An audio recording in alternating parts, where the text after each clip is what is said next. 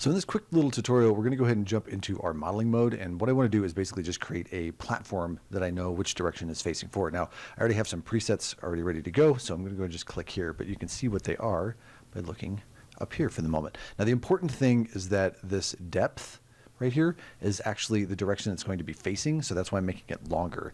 Now, the other thing I need to add to this, and I'm going to do that through here, is to use an arrow because I want to know which direction is forward. So I'm going to click on that. Go ahead and click right here. Now this arrow is huge and I don't like that, so we're going to grab that one. I'm just going to shrink it down and I'm going to lift it up a little bit so I know where the top of this is and which direction it's actually facing.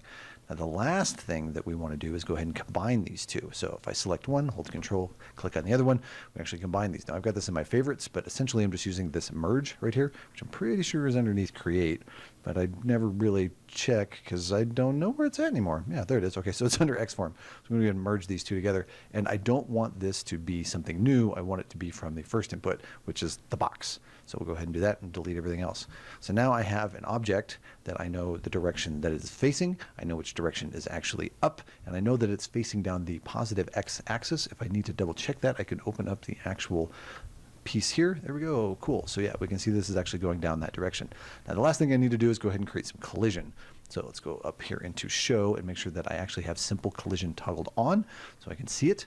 And then we'll just go up here into collision and we'll say add a box, select our box, and I'm going to be real specific with this and just kind of push it into the shape that I need for this. And I do want to make that a little bit thicker. There we go.